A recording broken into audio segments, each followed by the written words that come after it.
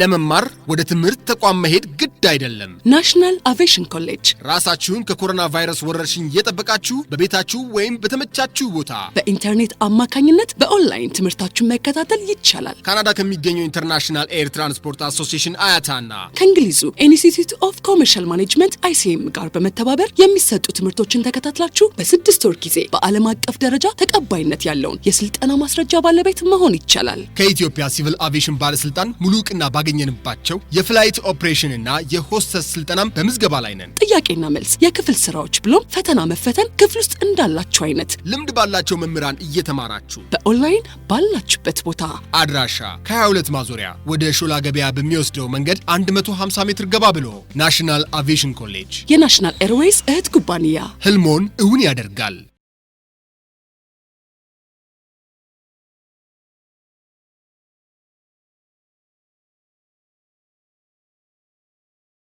Okay, how are you, students? Today we are going to see the next part of it's a continuity from the previous one. I hope today we shall complete this chapter by giving you some exercises to be done at last to see whether you have grasped important points of the unit or not. I hope this idea will help you all the time. By the way, whenever you are given exercises, you are expected to do those exercises by yourself, by referring what we discussed so far and by referring the book I provided previously. I hope things are going smoothly. So let's start now from the point that you may see from the screen. By the way, this part, the note is already taken from the book that I provided you previously, The Basics of Finance, from page 171 to 176. You can also refer to that one. I tried to summarize some of the important points from that unit. But additional points and parts should be seen from the book, so you can also refer the book. That's also, I think, very helpful for you.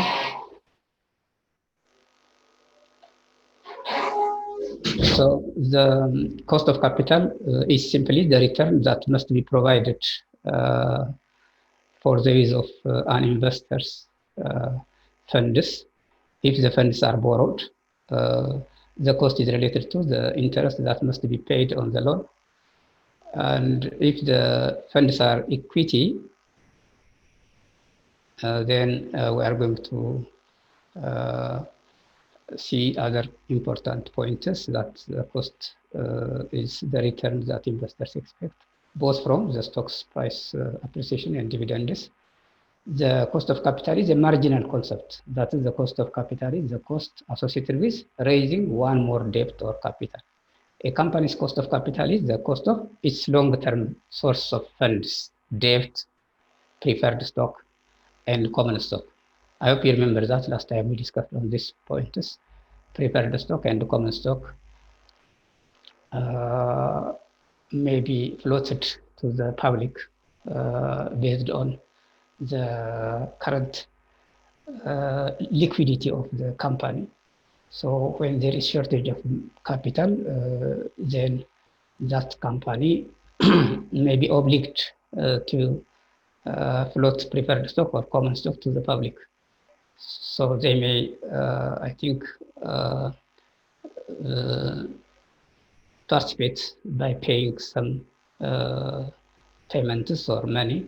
So this is one of the methods to raise the capital of the given company. So there are different approaches. That was what we discussed last time, I think. So debt is one of the methods. Preferred and common stocks are the others. And the cost of each source reflects the risk of the assets the company invests in. A company that invests in assets having little risk will be able to bear lower costs of capital than a company that invests in assets having high risk. I hope you remember that. ታስታውሱ ይመስለኛል እነዚህ ነጥቦች። ብዙ ጊዜ አንድ ካምፓኒ በተለይም እነዚህ ኮርፖሬሽን የምንላቸው ወይም ብዙ ጊዜ በምንድነው ሼር ምናምን ነገር የሚሸጡ አሁን በእኛ ሀገር ኮንቴክስት አሁን ባንኮችን ማሰብ እንችላለን። ብዙዎቹ ሼር ካምፓኒስ ናቸው እና ብዙ አክሲዮን በመግዛት ካፒታላቸውን ያዳብራሉ። ካፒታላቸውን ለማዳበር ከሚጠቀሙባቸው ነገሮች አንዱ በየጊዜው የሚያገኙትን ትርፍ በማስቀረት ሪቴንድ እርኒንግ የምንለው ወይም ደግሞ እጥረት በሚገጥማቸው ጊዜ ገበያ ላይ በማዋል እንደገና አዳዲስ ሽያጮችን በማከናወን አዳዲስ አባላትን በመሰብሰብ ተጨማሪ ገቢ በማስገባት ካፒታላቸውን የሚያሳድጉባቸው የተለያዩ ዘዴዎች አሉ። ብድርም መውሰድ ይቻላል። ግን ብድሮችን በሚወስዱበት ጊዜ ምን ነበር ባለፈው ያየነው? ብድሮች በሚወሰዱበት ጊዜ ያ ብድር በትክክል የሚመለስ ነው አይመለስም የምንለው ነው። ስንበደርም ምን ያህል ነው መበደር ያለብን የሚለው። ለምሳሌ አነስተኛ ገንዘብ መበደር አነስተኛ ሪስክ ነው ኖርማሊ። ነገር ግን የሚያስገባውም ገቢ አነስተኛ ስለሚሆን ፕሮፊቱም አነስተኛ ይሆናል፣ ሪስኩም አነስተኛ ነው ማለት ነው። ብዙ በተበደርን ቁጥር ግን ብዙ ሊሰራበት ይችል ይሆናል። ካልተሰራበት ደግሞ የዛን ያህል ሪስኪ ነው ማለት ነው። ከተሰራበትና ትርፋማ መሆን ከተቻለ ደግሞ ብዙ መበደር አንዳንዴ ጥሩም ሊሆን ይችላል ማለት ነው። ስለዚህ በአግባቡ የምንጠቀምበት መሆን አለበት ማለት ነው። እና ይሄን እንደነዚህ አይነት ነገሮችን በተመለከተ ነው ብዙ ጊዜ ትኩረት እንዲሰጣቸው የሚያስፈልገው እና እሱን ለመግለጽ ነው። በተለይ ከሪስክ ጋር የሚያያዝ ካምፓኒ ዛት ኢንቨስትስ ኢን አሴትስ ሃቪንግ ሊትል ሪስክ ዊል ቢ ኤብል ቱ ቢር ሎወር ኮስትስ ኦፍ ካፒታል ዛን ካምፓኒ ዛት ኢንቨስትስ ኢን አሴትስ ሃቪንግ ኤ ሃይ ሪስክ ነው የሚለው። Moreover, the cost of each source of funds reflects the hierarchy of the risk associated with its seniority of the other sources. For a given company, the cost of funds raised through debt is less than the cost of funds from preferred stock, which in turn is less than the cost of funds from common stock. Can you see the sequence?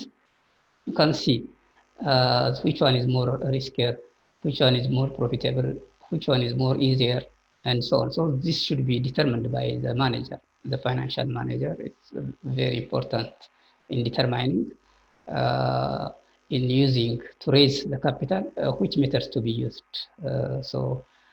In using cost of funds from common stock or from preferred stock or from debt should be important. This is because creditors have seniority over preferred shareholders. ይሄ አሁን ብዙ ጊዜ ወሳኝ ነገሮች ናቸው።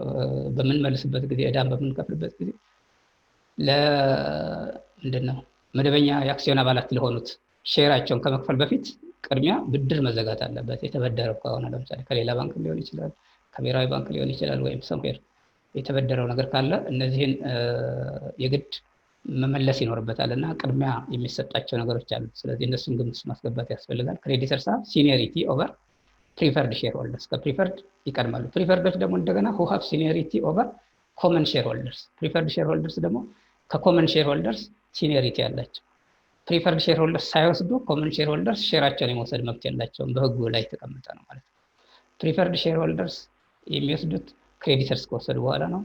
ኮመን ሼርሆልደርስ የሚወስዱት ፕሪፈርድ ሼርሆልደርስ ከወሰዱ በኋላ ነው። እነዚህ ሲኩዌንስ በህግ ላይ የተቀመጡና የታወቁ ናቸው። ኦልሬዲ ውሉም ላይ መጀመሪያውንም ሲገቡ አባላት የሚያውቁት ነገር ነው። ነገር ግን አንዳቸው የሚኖራቸው ጥቅም ሌላቸው ደግሞ የላቸውም። አሁን እዚህ ጋር ቅድሚያ ገንዘብ በመውሰድ በኩል ፕሪፈርድ ስቶክ እድል አለው ከኮመን ስቶክ። ነገር ግን ምንድነው ልዩነታቸው ደግሞ? በአድቫንቴጅ ረገድ ኮመን ስቶክ ምንድነው አንዱ ጥቅሙ ብለናል ባለፈው ስንነጋገር ታስታውሳላችሁ። do you remember? common stock has some advantage than preferred stock. What was the reason? Or can you mention the point when they will be benefited? Any one of you? Don't you remember? Common stock, for example, in firing and hiring directors, they have a chance to participate in that meeting, but preferred stockholders do not have that chance.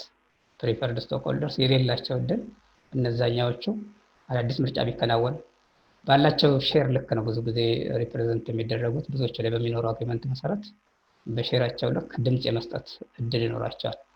10 ሼር የገዛ 10 ድምጽ እንዳለው አይነት ሊሆን ይችላል። ይሄ የድርጅቶች የሚወሰን ቢሆንም ብዙ ጊዜ ግን የሚታወቀው በህግ በሼራቸውን ግምት ውስጥ አስገብተው በተለያየ ጊዜ ሰርቪሳቸውን ጨርሰው አዳዲስ ሰዎችን መሾም በሚፈልጉበት ጊዜ ወይም ጥሩ ማኔጀር ከሌለ ማኔጀር መቀየር በሚፈልጉበት ጊዜ ለመቅጠርም ለማባረርም ድምፅ መስጠት ረገድ እድል አላቸው። እነማን? ኮመን ሼር ሆልደርስ ማለት ነው። ፕሪፈርድ ሼር ሆልደርስ ይሄ እድል የላቸውም። ይሄ ነው እንግዲህ አንዱ ልዩነት። ግን ክፍያ በሚከፈልበት ጊዜ ድርጅቱ ውጤታማ ባይሆን እና ገንዘብ እንኳን ቢያንሰው ገንዘብ እንፈልጋለን ቢሉ ወይም በአመቱ መጨረሻ ላይ ክፍል ቢደረግ መጀመሪያ ፕሪፈርድ ስቶክ ሆልደርስ ከወሰዱ በኋላ ነው ኮመን ስቶክ ሆልደርስ ሊወስዱ የሚችሉት። እሱም ላይ ደግሞ ተነጋግረው ሼሩን በቀጥታ በጥሬው እንመልስላችሁ ወይስ እዚሁ ጋር ሽያጭ እናከናውን በማለት ሪቴን ለማድረግ ብዙ ጊዜ ይሞክራል። እኛ ሀገር አሁን ብዙ ጊዜ የተለመደው ሪቴን ማድረግ እያስቀሩ አዳዲስ ከመግዛት ካፒታሉን እየጨመሩላቸው ብዙዎቹ እንዲሳተፉ የማድረግ ሁኔታ አለ። አይ ቲንክ እነዚህን በማሰብ ሌሎችን በዝርዝር ለመመልከት የሚቻልባቸው ሁኔታዎች አሉ ማለት ነው። አይ ቲንክ እነዚህን እንግዲህ እዚህ ጋር ያሉትን እያንዳንዳቸውን ስታነቡ በትክክል ትረዱታላችሁ ብዬ ገምታለሁ። ለምሳሌ አሁን ከተገለጸው ውስጥ ፎር ኤ ጊቨን ካምፓኒ debt is less risky than preferred stock, which is less risky than common stock. Therefore, preferred shareholders require a greater return than the creditors, and common shareholders require a greater return than preferred shareholders. እነዚህን ስቴፖች በደንብ እንድታውቋቸው ያስፈልጋል። ብዙ ጊዜ ስቴፖቻቸው preferred shareholders require a greater return than the creditors, and common shareholders require a greater ሼርሆልደርስ ይላል። እነዚህ ስታወዳደሯቸው ብዙ ጊዜ ከሚያገኙት ከሪስካቸው ማኳያ ይገናኛል። ከታች እንመለከተዋለን እሱም። preferred shareholders require a greater return than the creditors, and common shareholders require a greater return than preferred shareholders. Figuring out the cost of capital requires us to determine the cost of each source of capital the company expects to use, along with the relative amounts of each source of capital the company expects to raise. Putting together all these pieces, the company can then estimate the marginal cost of raising additional capital. We estimate the company's cost of capital in 3 steps. ከታች እንደምትመለከቷቸው 3 ስቴፖች ልናያቸው እንችላለን ፕሮፖርሽናቸውን የሚል ነው። እስቲ ተመልከቷቸው። የመጀመሪያው ዲተርሚን ስቴፕ 1 የሚለው ምንድነው? ዲተርሚን the proportion of each source of capital that the company intends to use. ፕሮፖርሽኑ ምን ያህል መሆን አለበት? እያንዳንዱ ሶርስ ኦፍ ካፒታል ቅድም ያለው ለምሳሌ ምን ያህል ፕሪፈርድ ሼርሆልደርስ ፕሪፈርድ ስቶክ ከዛ ምን ያህል እናገኝ? ለምሳሌ 10% ሊሆን ይችላል ከፕሪፈርድ። ከኮመን ስቶክ ደግሞ 50% ሊሆን ይችላል። 50 እና 10 60። ቀሪውን ደግሞ ከዴብት ልናደርገው እንችላለን። በድምሩ 100% ይሆናል ማለት ነው። 100% እንዲሆን የትኛው ምን ያህል ፐርሰንት ይሁን የሚለውን የመወሰን ጉዳይ ነው። አንደኛው ዲተርሚን ለፕሮፖርሽን እና ሬሾውን ማለት ነው። ሬሾ ስንት ይቻላል? ሁለተኛው ከዴብት ወይስ ከኮመን ስቶክ እና እንሰብስብ ሊል ይችላል። ፍሎት ማድረግም ይችላል። እንደዚህ የተለያዩ አማራጮችን በመጠቀም ማለት ነው። ወይስ ከብድር ይሄን ያህል ፐርሰንት እናድርግ፣ ብድሩን እናብዛው፣ እንቀንሱ ነው የሚለው ነገር። ብድሩ ደግሞ ከኢንተረስት ክፍያ ጋር የተያያዘ ስለሆነ አንዳንድ አድቫንቴጅ አለ። ብድሩን መጠቀም ብዙ ጊዜ ቅድሚያ የሚሰጥበትም ሁኔታ ሊኖር ይችላል። እነዚህን ያው ከታች እንደምትመለከቱት በኋላ ጥያቄዎች ላይ ባለፈው የሚሰራናቸው አንዳንድ ፕሮብሌሞች ላይ እነሱን ፕሮፖርሽን በተለይ WACC ላይ ዌይትድ አቨሬጅ ኮስት ኦፍ ካፒታል ላይ አይተናቸዋል። አሁን ምን ያህል ሼሩ ይሄን ያህል ነው ምናምን የሚለውን በፐርሰንት ያየ ነው ማለት ነው። እሱ እንግዲህ ያው ፋይናንሻል ማኔጀሩ ነው ዲተርሚን የሚያደርገው። that should be determined. This is the first one. So determine the proportion of each source of capital that the company intends to use. Source of capital ስንል ቅድም እንዳልነው ዴብት፣ ፕሪፈርድ ስቶክ፣ ኮመን ስቶክ ማለት ነው። እነዚህ በምን ያህል ሬሽዮ ይሁን፣ ስንት ፐርሰንት፣ አንደኛው ምን ያህል፣ ሁለተኛው ምን ያህል ፐርሰንት፣ ሶስተኛው ምን ያህል ፐርሰንት ይሁን ብሎ ሶስቱ ግን ተደምረው 100% እንዲሆን ይጠበቃል። በቃ ሙሉ ማለት 100%። The second one, estimate the cost of each source of capital. The cost of each source of capital. የእያንዳንዱ ሶርስ ኦፍ ካፒታል ኮስቱ ምንድን ነው የሚለውን ነገር ኤስቲሜት ማድረግ ያስፈልጋል። ይሄ ደግሞ በትክክል ገቢውንም ግምት ስለማስገባት እንዲሁም ቅድም ያልነውን ሬሾውንም ስናስብ ከዚህ ጋር መለያየት የለባቸውም። አንድና ሁለት ያው የተያያዙ ናቸው። አንደኛው ከሌላኛው ሊለይ አይችልም። ሬሽን ስናወጣ ብዙ ጊዜ ሊያዋጣን የሚችለው ገምተን ነው መሆን ያለበትና መገመት አለበት። እያንዳንዱ ሶርስ ኦፍ ካፒታል ኮስቱ ምን ያህል ነው የሚለው መታወቅ አለበት። የዴፕት ኮስት ስንት ነው? የፕሪፈርድ ስቶክ ኮስቱ ስንት ነው? የኮመን ስቶክ ኮስቱ ምን ያህል ነው ተብሎ ኤስቲሜትድ መሆን አለበት። ሰርድ ዋን ካልኩሌት ዘ ዌይትድ አቨሬጅ ኦፍ ዘ ኮስት ኦፍ ካፒታል WACC ባለፈው የሰራ ነው። ዌይትድ አቨሬጅ ኮስት ኦፍ ካፒታል ፎርሙላን ታስታውሳላችሁ። ሰው በዛ ፎርሙላ መሰረት አሁንም ዛሬ ጥያቄዎች ይኖሩኛል፣ ከታች እናየዋለን። እና እነዚህ ሶስት ነገሮች በጥሩ ሁኔታ ሚዛናዊ በሆነ ሁኔታ ድርጅቱ ሊጠቅመው በሚችል ሁኔታ እንዲወስን እድል ሊሰጡት ይችላሉ ማለት ነው።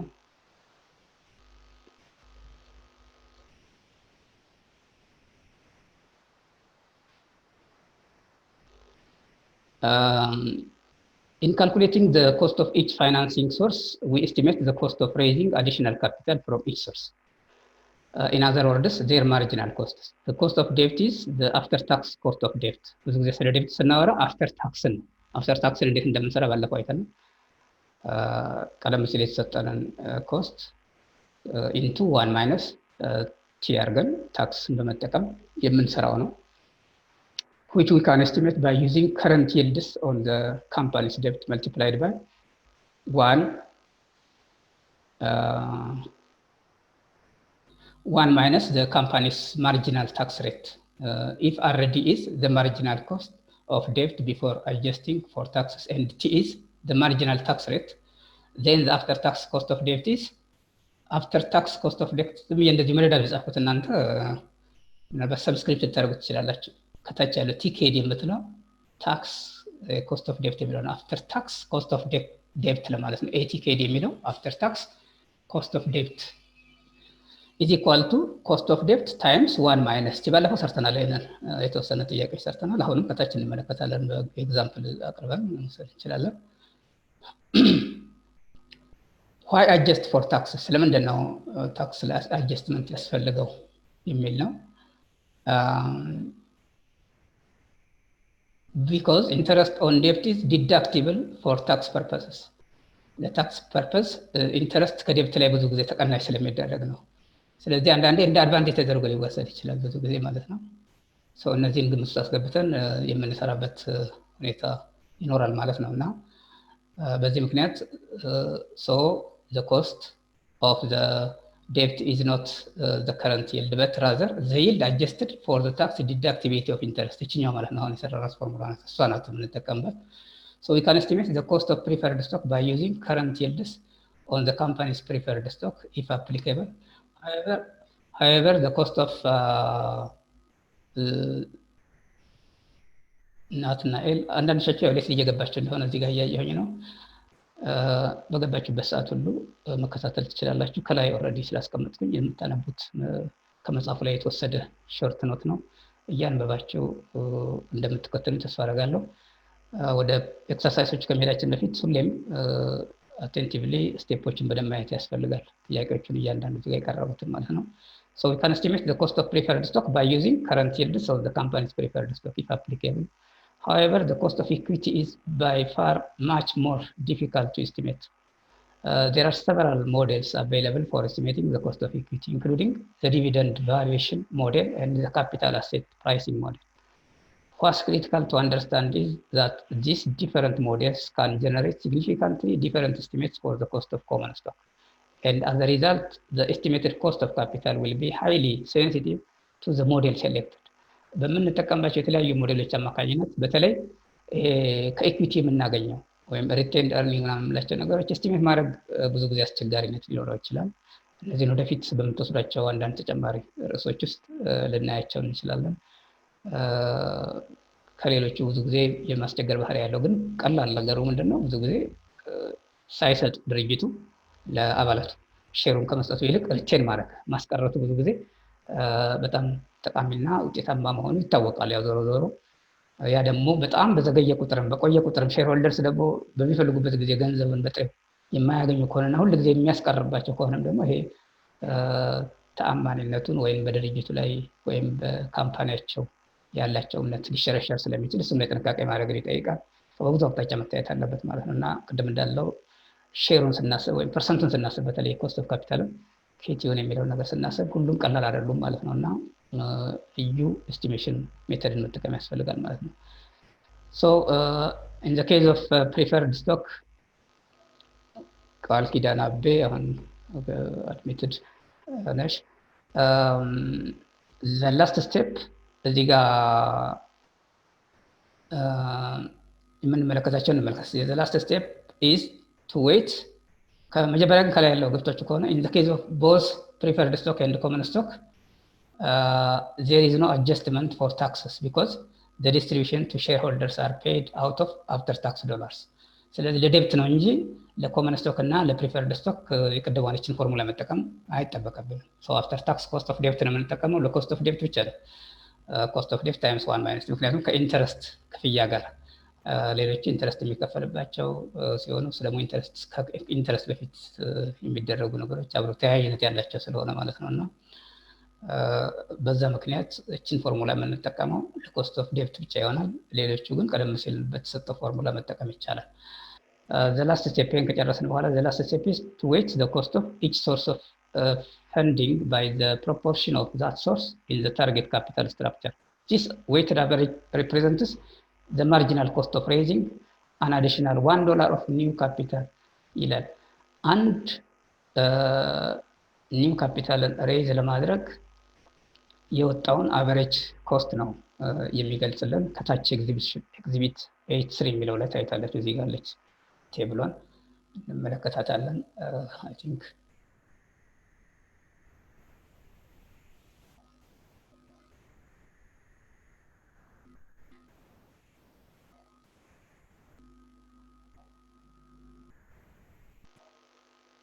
እዚህኛው ላይ ተቀመጠ መጽሐፉ ላይ ያለላችሁ መሰለኝ ኤግዚቢት 83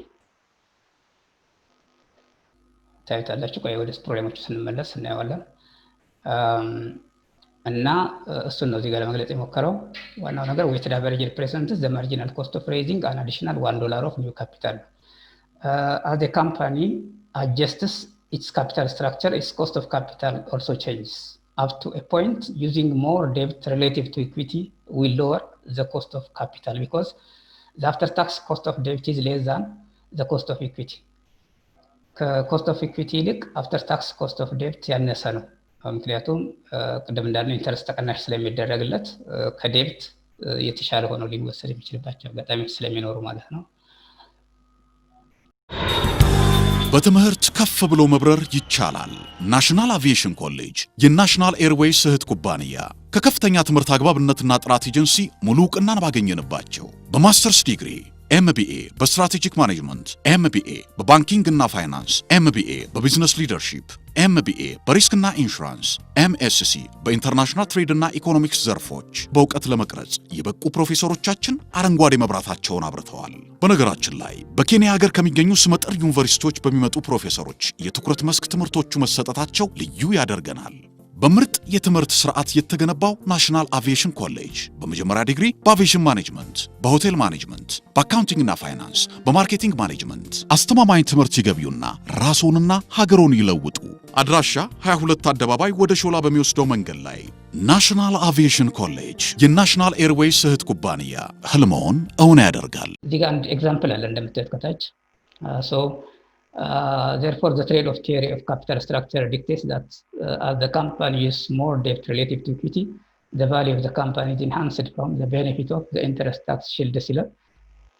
በተቻለ መጠን ትሬድ ኦፍ አለ። ትሬድ ኦፍ የምንለው ይሄ አንድ ነገር ስናደርግ አንድ በጎ ነገር ስናደርግ ይዞት የሚመጣው ሌላ ደግሞ ሳይድ ኢፌክት ወይም ጉዳት ማለት ነው። ጥቅም ሲኖር ጉዳት ይኖራል። ሁሌም የትኛውም ቦታ ላይ ብዙ ጊዜ የተለመደ ነው። ለምሳሌ አንድ ህንፃ ግንባታ ላይ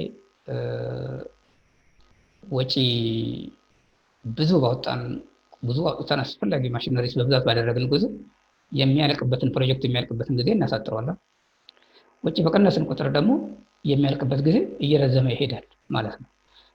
አሁን ለምሳሌ እሱ ጋር ያለውን ታይም እና ኮስትን ስናስብ ሁለቱ ትሬድ ኦፍስ ናቸው ማለት። ትሬድ ኦፍ የምንላቸው እንደነዚህ አይነት ነገሮች ናቸው። አንድ ነገር ለማግኘት ሌላውን የምናጣባቸው አይነት ኬዞችን ይመለከታልና ከዛ አኳያ እንነጋገርባቸዋለን።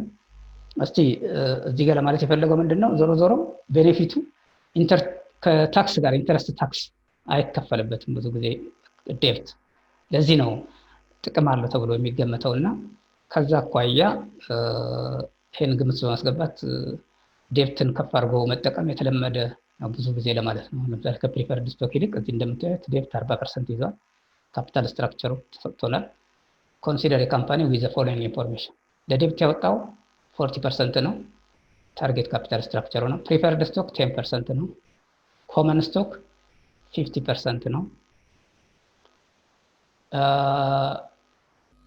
እንደምታዩት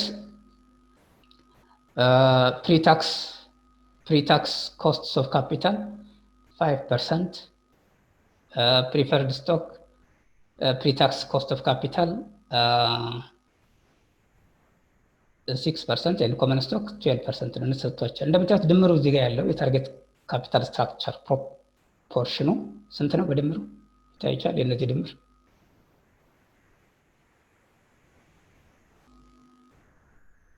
ደምራችሁት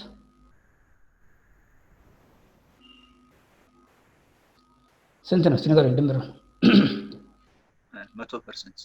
100% መምጣት አለበት ሁሉ ጊዜም። እነዚህ ቅድም መጀመሪያው ላይ ሶስት ነገሮችን ከላይ ገልጸን ነበር ታስታውሳላችሁ። እነዚህ አንደኛው ስቴፕ 1 ላይ ዲተርሚን ዘ ፕሮፖርሽን ኦፍ ኢች ሶርስ ኦፍ ካፒታል ዛት ዘ ካምፓኒ ኢንቴንድስ ቱ ዩዝ የሚለው ነው። የፕሮፖርሽን የምንለው ነው እንግዲህ ፕሮፖርሽን አሁን የዚህ 40% ነው፣ የዚህኛው 10% ነው፣ የዚህ 50% ነው። ሁሉም ኮስት ሬዝ የተደረገባቸው ታርጌት ስትራክቸሩ ድምሩ 100% መምጣቱ የግድ ነው። ሌላው ጥያቄ ምንድነው የሚለው ባጭሩ what is the company's cost of capital if the company's marginal tax rate is 40%?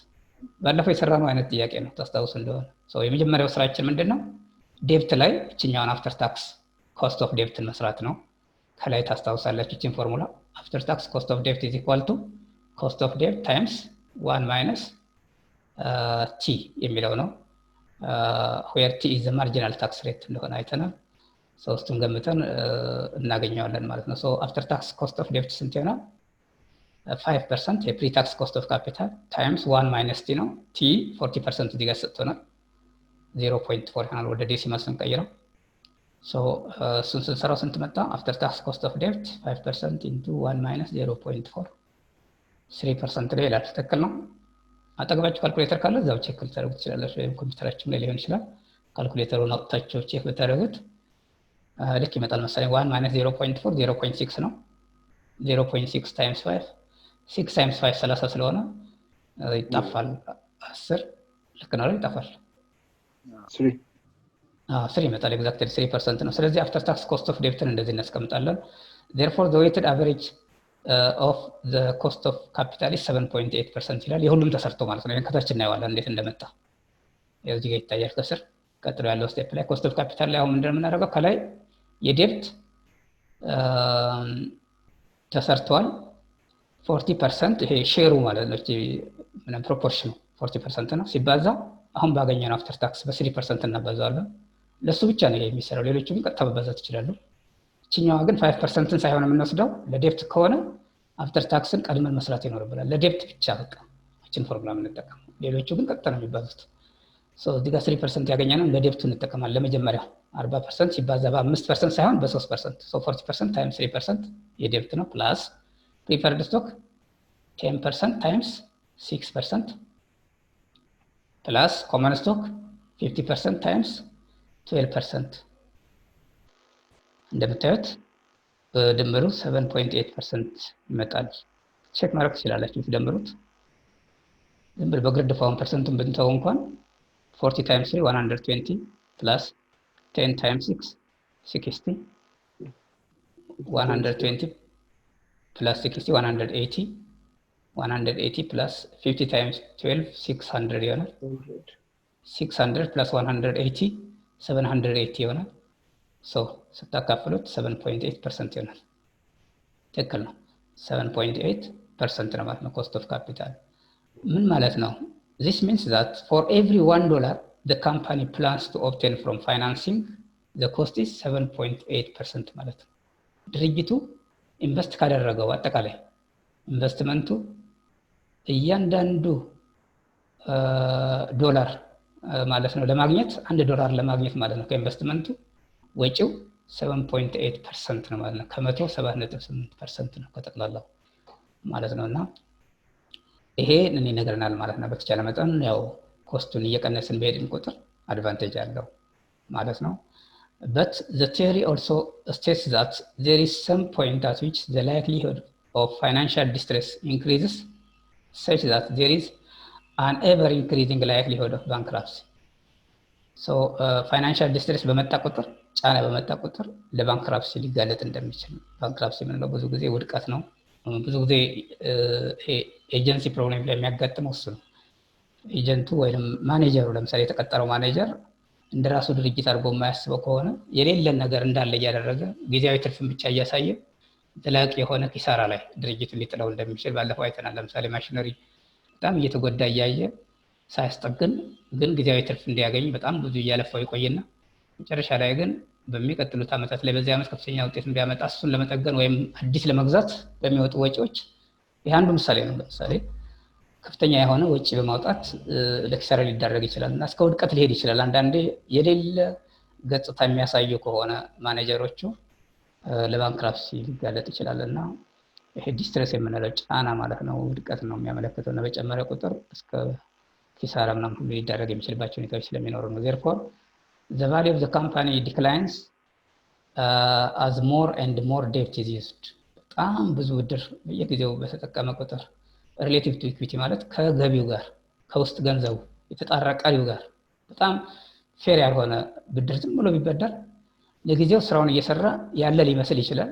ግን ገቢው አነስተኛ በሆነ ቁጥር ብድሩንም የመመለስ እድል ስለማይኖረው ከብድሩ የሚኖረው ወለድ እየጨመረ ስለሚኖርም እንደነዚህ አይነት ነገሮች ብዙ ጊዜ ድርጅቱን ኢን ዘ ሎንግ ራን በረጅም ጊዜ ውስጥ ለኪሳራ ሊዳርገው ይችላል። The cost of capital increases because the cost of the different sources of capital increase ይላል።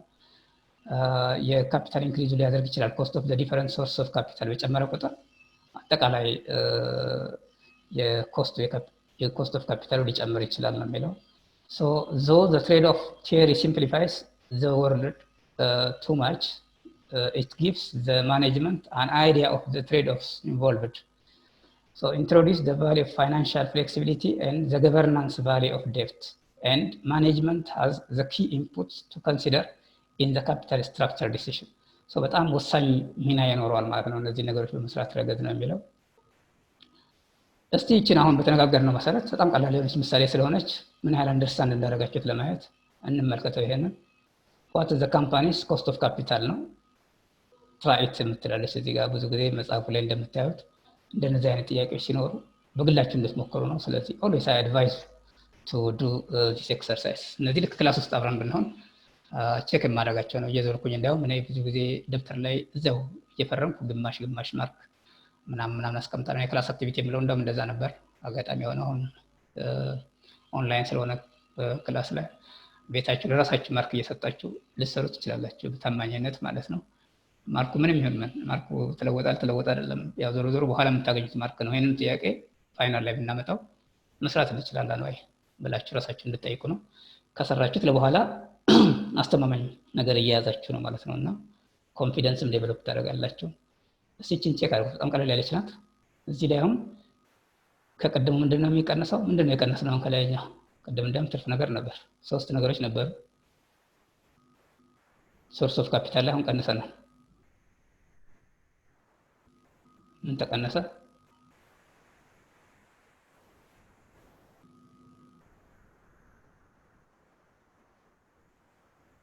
ምንድነው የተቀነሰ? ይታያችኋል? የተቀነሰ ነገር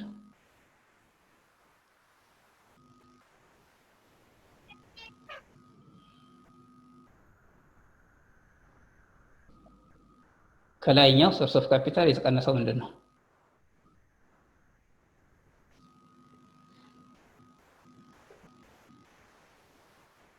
አይሰማኝም። ፕሪፈርድ ስቶክ ፕሪፈርድ ስቶክ የለም። ትክክል ነው። ፕሪፈርድ ስቶክ የለም። እሺ አሁን ሁለት ብቻ ስለሆነ ቀላል ነው። እስቲ ከላይኛው በተሰጠው መሰረት ሲሰሩትና መልሱ ምን ይሆናል?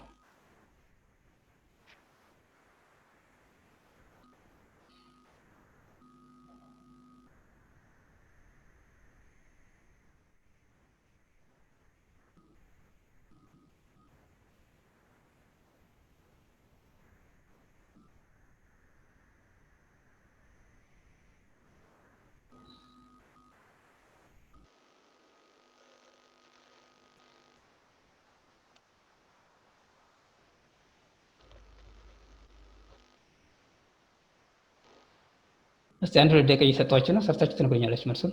አንድ አይነት ከሆነ እናጸድቀዋለን።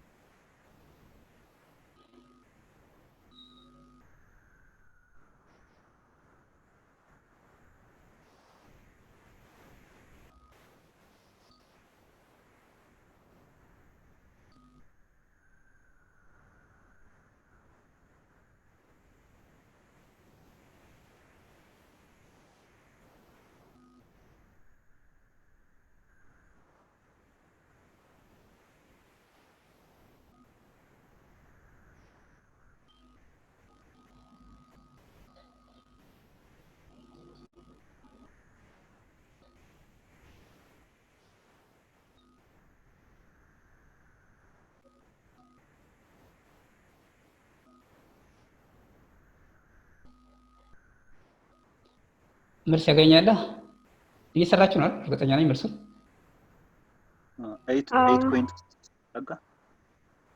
8.375 እስቲ ድጋፍ አለው ሌላ?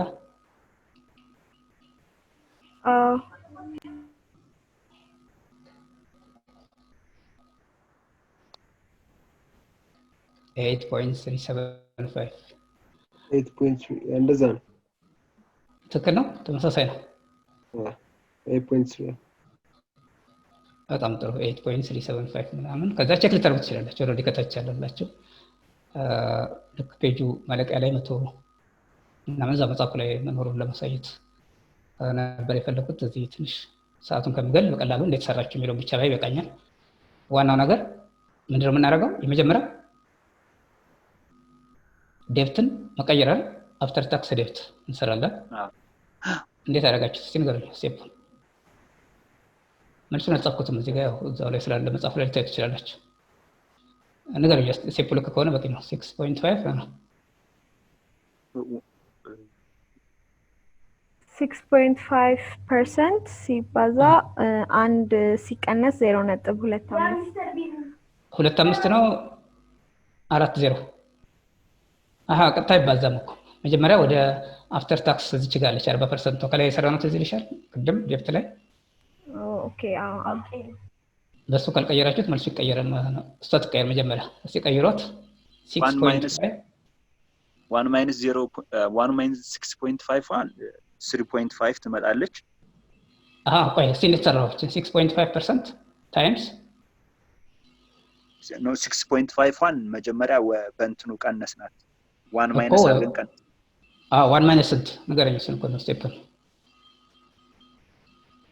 ኦኬ 6.5 ታይምስ 1 ማይነስ 0.4 ቬሪ ጉድ ዳትስ ራይት። በቃ እቺ ናት የመጀመሪያው ስቴፕ። እሷ ለታው ብዙ ጊዜ የምትረሳው አፍተር ታክስ ዴብት የምንላት እሷ ነውና ዴብት ላይ በቀጥታ እናባዛም ብያቸዋለሁ። እዚህ ጋር ፕሪ ታክስ ኮስት ኦፍ ካፒታል ሲሰጠን እሷን ወደ አፍተር ታክስ ኮስት ኦፍ ዴብት ለመቀየር ቅድም ከላይ እቺኛውን አፍተር ታክስ ኮስት ኦፍ ዴብት ኢዝ ኢኳል ቱ ኮስት ኦፍ ዴብት ታይምስ 1 ማይነስ ቲ የሚለውን ታክስ መቀነስ ነው። ታክስ ኦልሬዲ 40% ሰጥቶናል። ሶ ዩ ሹድ ዲዳክት 40% from 1 in the bracket ማለት ነው። 6.5% times 1 minus 0.4 is the right one። ስንት መጣ በሱ መሰረት? 3 point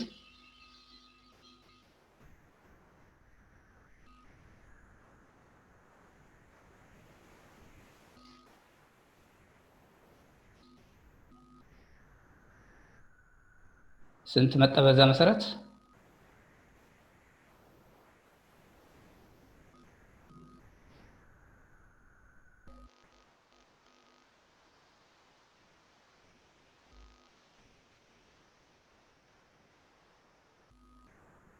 እየሰራችሁ ነው? ድምጻችሁ ጠፋ እኮ ነው። ወደ መሰማም ገባችሁ አለ ልጆች አትሰማኝም። ቅድም ተሳስተን ነበር። እንደዚህ ሲሆን 7.6 አካባቢ ነው የሚመጣው። አሁን ለውጥ አመጣለን መልሶ ለውጥ አመጣው። ያ 1 ማይነስ ስላላደረኩት ቅድም። ኦኬ በጣም ጥሩ። ስለዚህ አሁን በ1 ማይነስ ስንሰራው ስንት መጣ የሚለውን እዚህ ጋር ከታች አንድ ስቴፕ ከታች ልስጥና ልስራው። እዚህ ጋር ብንሰራው እንችላለን። ኦፕቲማል የምትለው ላይ ኢንተር ብዬ እዚህ እያየነው ብንሰራው እንችላለን። ስለዚህ አሁን ያለችኝ ትክክል ነው። የመጀመሪያው ስራ ዴፕትን ለመስራት 6.5%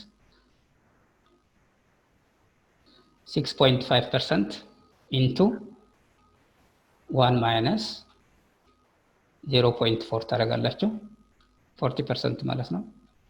ሶ ዚስ ኢዝ ኢኳል ቱ ይሄ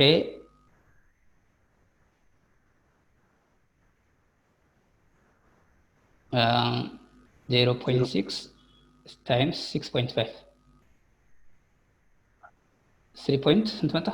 3.9 ያ 3.9 አካባቢ ነው። 3.9% ኤግዛክትሊ 3.9 ይመጣል። ትክክል ነው። 3.9 ቅድም እንደነበረው ልክ አሁን እዛኛው ላይ ስንት ነበረ? 40% ላይ 3% ነበር። አሁን ደግሞ 3.9% መጣ ማለት ነው። ኦኬ 3.9% መጣ። እዛ አሁን የምንሰራው በቃ በቀጥታ አቨሬጅ ዌይትድ አቨሬጅ ኮስት ኦፍ ካፒታል WACCን ለመስራት ወይም ኮስት ኦፍ ካፒታሉን ለመስራት ኮስት ኦፍ ካፒታል ኢዝ ኢኳል ቱ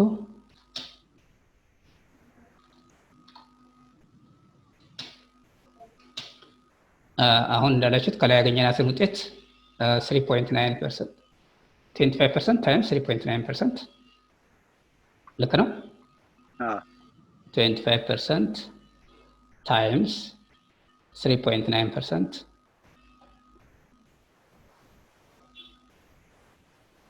ፕላስ ይሄ የመጀመሪያው ነው የዴፕት ነው ማለት ነው። ቅድም እንዳልነው በ6.5 ሳይሆን በ3.9 አሁን ባገኘናት 2.5 እናመጣለን። የኮመን ስቶክ ደግሞ ፕሮፖርሽኑ 75% ነው። ስለዚህ 75%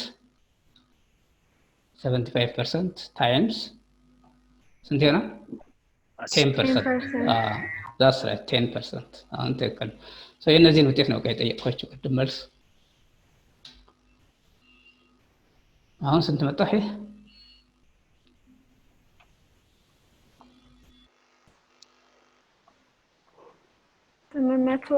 847.5 ስለዚህ 8.47 ማለት ነው። እንደዚህ ድጋፍ አለው። አይ 847.5 እኮ ፐርሰንት ስለሆነ ወደ ፐርሰንት ስንቀይረው 8.47 5% ይሆናል ማለት ነው።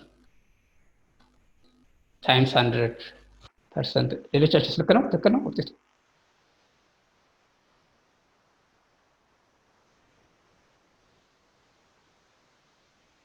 መጥቶላችኋል? ድምጻችሁን አጠፋችሁ ሌሎቻችሁ። አንድ ድጋፍ ካለ ልወስደው እችላለሁ።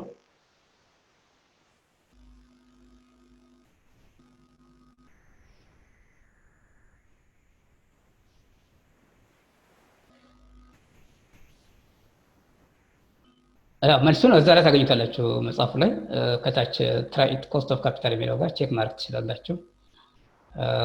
አሁንም ቀጥል። ዋናው ነገር በዚህ መልክ እንድትሰሯቸው ስለፈለኩ ነው። እኛው ሶ ኦፕቲማል ካፒታል ስትራክቸር ቲዮሪ ኤንድ ፕራክቲስ የሚለውን ከታች ያው የዚህ ቀጣይ ፓርት ስለሆነ እንመልከተው። ማኔጅመንት ካን ትራይ ቱ ኢቫሉዌት ዌዘር ዜር ኢዝ ካፒታል ስትራክቸር ዛት ማክሲማይዝስ ዘ ቫልዩ ኦፍ ዘ ካምፓኒ. This capital structure, if it exists, is referred to as the optimal capital structure. However, even if the company's optimal capital structure cannot be determined precisely, management should understand that there is an economic benefit from the tax deductibility of taxes, but eventually this benefit may be reduced by the costs of financial distress. Looking at the financial behavior of companies in conjunction with their dividend and investment opportunities, we can make several observations.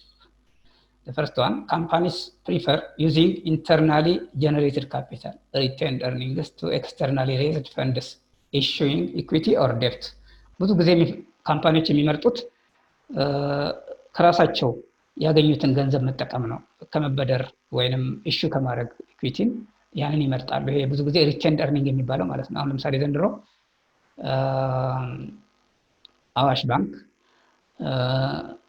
1 ቢሊዮን አትርፎ ከዚህ ውስጥ ምናልባት የተወሰነውን ፐርሰንት ወደ 200 ሺህ የሚሆነው ለዲቪደንድ አስቀምጦ ቢሆን 200 ሺህ ሚሊዮንም ወይም 200 ሚሊዮን ዶላር ለምሳሌ ሊሆን ይችላል ወይም 2 ሚሊዮን ብር ለአባላቱ ከማከፋፈል ይልቅ አባላቱ እንትን ውስጥ ምንድነው ቀደም ሲል የነበራቸው ድርሻ ላይ ወይም ሼራቸው ላይ እንዲጨምሩ በማድረግ እዛው ማስቀረትና ገንዘቡን ቢጠቀምበት የበለጠ ይጠቅመዋል።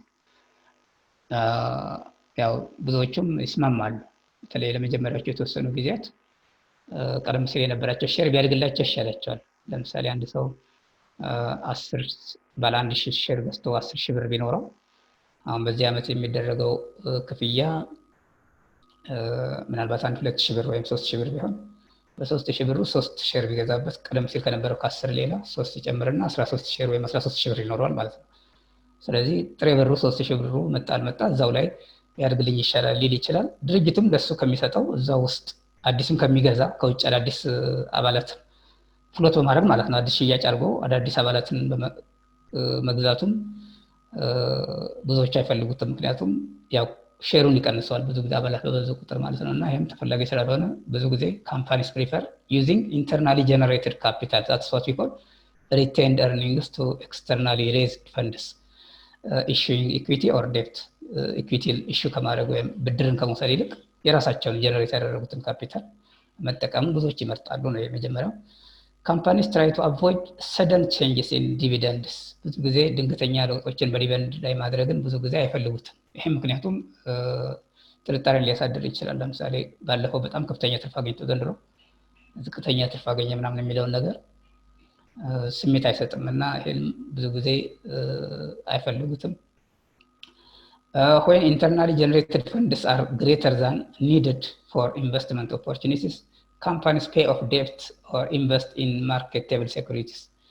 Internally generated funds are greater than needed. ከሚፈልገው በላይ ትርፍ ካገኘ ለምሳሌ ድርጅቱ ቅድም እንዳልኩት አሁን አዋሽ ሊሆን ይችላል በጣም ብዙ አትርፎ ከሆነ በዚህ ዓመት ከሚሰሩበት በላይ ከሆነ ገንዘቡን ማድረግ የሚችሉበት የተለያዩ አማራጮችን ያስባሉ። አንደኛው pay off debt እዳዎቻቸውን ሊከፍሉ ይችላሉ። በዚህ ሰዓት ብድርን መክፈል አንዱ ስራ ነው። ወይም ኢንቨስት ሊያደርጉት ይችላሉ ኢን ማርኬቴብል ሴኩሪቲስ። ለምሳሌ ቦንድ ሊገዙ ይችላሉ ከመንግስት በከፍተኛ ትርፍ። ስራሱ አንድ ትርፍ ነው። ገንዘቡን ወጪ አድርገውት ብሩን ይዛሉ ማለት ያችን ምንድናት ቦንዷን ይዙና የተወሰነ ሚሊዮን ብር ቦንድ ይዞ በሚቀጥለው ዓመት ወይም በጊዜው ሲደርስ ከዛም ሊያተርፍ ይችላል ማለት ነው። የተለያዩ ማርኬቴብል ሴኩሪቲስ አሉ፣ የግድ ቦንድ ብቻ አይደለም። እነሱን በመጠቀም ውጤታማ ለማድረግ ሊያስብ ይችላል። እንግዲህ እነዚህ ሁሉ ድርጅቶች ሊኖራቸው የሚችሉ ኦብዘርቬሽንስ ናቸው። በተለያየ መንገድ የተለያዩ አማራጮችን እድሎችን ማሰብ ይችላሉ ማለት ነው። በተለይ ፋይናንሻል ማኔጀሮች when internally generated funds are less than needed ከሚፈለገው በታች ከሆነ የተገኘው ገንዘብ ደግሞ ገንዘብ በጣም ተጨማሪ ገንዘብ ያስፈልጋቸዋል። ስለዚህ ለኢንቨስትመንት ኦፖርቹኒቲያቸው ካምፓኒስ use existing cash balances or sale of marketable securities ሊሸጡ ሁሉ ይችላሉ። አሁን ገንዘብ ለማግኘት ሲፈልጉ የተለያዩ መንገዶችን ሊጠቀሙ ይችላሉ። ለምሳሌ ካምፓኒስ ዩዝ ኤግዚስቲንግ ካሽ ባላንስ ያላቸውን የውስጥ ገንዘብ በጠቅላላው ሊጠቀሙበት ይችላሉ። ወይም ሴል ኦፍ ማርኬቴብል ሴኩሪቲስ ቀደም ሲል ገዝተውት የነበረውን ቦንድ ወይም የመሳሰሉትን ነገሮች ቶሎ ለውጠው ወደ ብርነት ሊቀይሩት ይፈልጋሉ ማለት ነው። ይሄ እንግዲህ ችግር በሚኖርበት ጊዜ ባላንስ ለማድረግ የውስጥ ገቢያቸውን ለማዳበር የሚጠቀሙበት ዘዴ ነው ማለት ነው። ኢፍ ካምፓኒስ ኒድ ቱ ሬይዝ ካፒታል ኤክስተርናሊ ከውጭ ገንዘብን ማዳበር ቢፈልጉ የውስጥ አቅማቸውን ለማዳበር ከውጭ ገንዘብ ማግኘት ቢፈልጉ they issue the safest security first። መጀመሪያ ኢሹ የሚያደርጉት ሴፈስት የሚባለውን ነው። ፎር ኤግዛምፕል debt is issued before preferred stock። ከፕሪፈርድ ስቶክ ይልቅ ዴብትን ይፈልጋሉ። ለምን? ቅድም ዴብት እንዳልነው ኢንተረስት ዲዳክቲብል ስላልሆነ ነው ስለማይቀነስበት እና እሱ እንደ አንድ አድቫንቴጅ ይወሰድ ይችላል። ያው እዳዎች ቢኖሩም ግን ብዙ ጊዜ ኢንካም ታክስ አይቆረጥም በኢንተረስት ላይ ማለት ነው። ያው ታክስ ቢኖርም ይችኛው ምንድነው የምንላት ከኢንካም ታክስ በፊት ኢንተረስቱ ተቀናሽ ተደርጎ የሚሰራበት አሰራር ስላለ አፍተር ታክስ የሚለው ነገር ስላለ ማለት ነው። እና ከታክስ በኋላ የሚታሰብበት ነገር ስላለ የሚያወጣውን ወጪ ይቀንስለታል ማለት ነው። ስለዚህ ለሌሎች አባላት ከመሸጥ ይልቅ ቢበደር አንዳንዴ የተሻለ ሊሆን የሚችልበት ሁኔታ አለ። ከፕሪፈርድ ስቶክ ማለት ነው ይሻላል። which is issued before common equity ከፕሪፈርድ ስቶክ ከኮመን ኢኩዊቲ ደግሞ ፕሪፈርድ ስቶክ ሊሻል ይችላል። so we didn't consider the relative costs of raising funds from debt and equity ብዙ ጊዜ ሪሌቲቭ ኮስቱን ከዴብት እና ከኢኩዊቲ ማለትም ኢኩዊቲ የምንለው ሪቴንድ ኤርኒንግ ማለት ነው። ካገኘው ገንዘብ ለአባላቶቹ ሼር ከመስጠት ይልቅ ማስቀረትን ማሰብ ማለት ነው። ኢኩዊቲ ስንል የራሱን ገንዘብ መጠቀም ከብድር ተበድሮ ከሚያንቀሳቅሰው ወይም ካፒታሉን በብድር ከማግኘት ይልቅ ኢኩዊቲን መጠቀም ይሻላል ወይስ ኢኩዊቲን ትቶ ዴብትን መጠቀም ይሻላል የሚለው ብዙ ጊዜ እቺ የምታነጋግር ጉዳይ ናት። እሱን ኮንሲደር አናደርግም ነው የሚለው። ቀደም ሲል እንዳልነው የተለያዩ ሜካኒዝምስን ቼክ ማድረግ ያስፈልጋል ሊያሳስት ስለሚችል ማለት ነው። ብዙ ኦልተርኔቲቭስ አሉ እዛ ጋር የሚታዩ። አንዳንዴ አንደኛው ጥሩ ሊሆን የሚችልበት ሁኔታ አለ።